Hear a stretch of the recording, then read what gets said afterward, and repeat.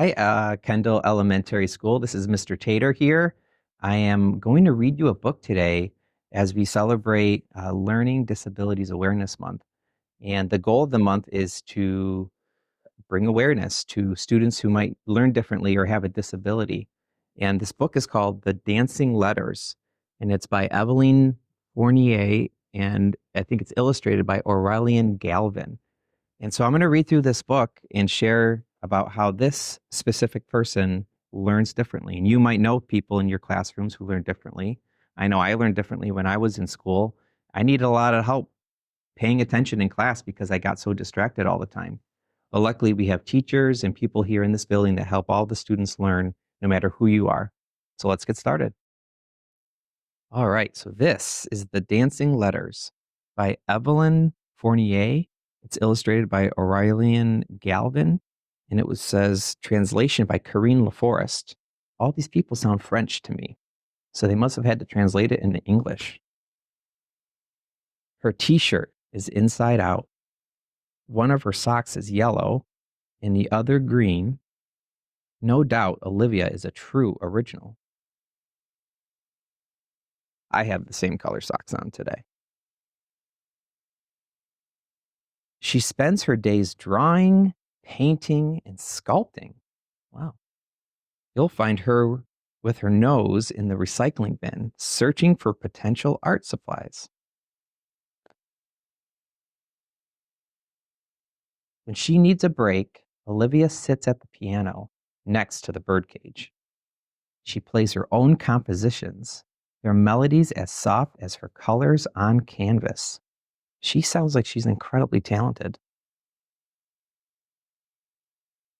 People say that Olivia takes after her grandmother, the one who wears one yellow sock and the other green.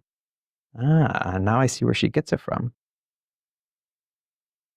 The two are inseparable, like the birds that sing outside the window when Olivia plays the piano. Olivia and her grandmother can get lost for hours playing together with modeling clay.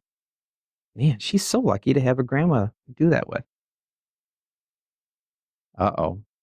But when grandma asks for a story as a present for her 70th birthday, Olivia is terribly worried.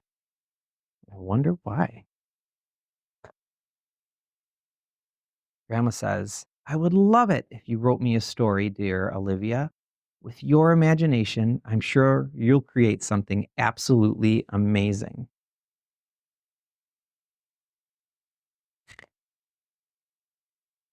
So, how can Olivia make Grandma's wish come true? Yes, she can draw, but she struggles with writing. In English class at school, she always is far behind. Hmm. Books? I didn't know books could run. And books have shoes?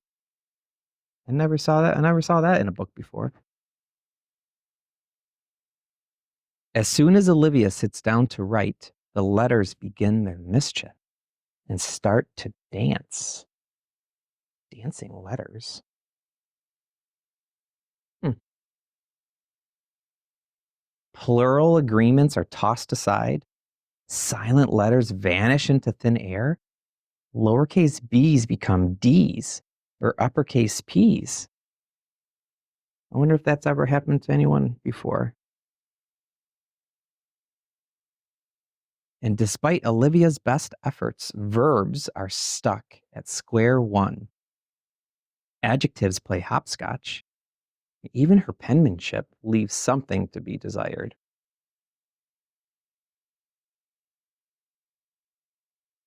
Olivia's inspiration disappears. Her brain gets foggy as words jumble in her head. I remember feeling this way once in class, wondering, man, I don't know what to do. So she soon gets discouraged, angry, and tears up her work. Uh, I wonder if you've ever been discouraged or angry at school before. I think we all have felt that way at time to time. It's hopeless. Olivia is unable to write the story her beloved grandmother asked for. She looks really sad, but I bet she still wants to do it. Let's see. Suddenly, the door opens and someone with a patient smile sits down beside her. That looks like your grandma. Oh, and she looks so relieved, like she has someone there to help her. With grandma's help, each letter finds its proper place. The stories take flight, just like birdsong. And what does she write? It says, Grandma, you make flowers shine after the storm, like a sun pushing back the clouds. I love you. Kiss, kiss. Well, that is a sweet note. And after they've colored the landscapes together using pastels, brushes, and collages, Olivia and her grandmother are very proud of their work. In fact, with its yellow cover and green back, the book looks very much like its authors, just like the color of their socks. What a cool story. And what this reminds me of is when you're in school and you need help, who's the one who comes and helps you? Isn't it your teacher or a friend or someone who understands you?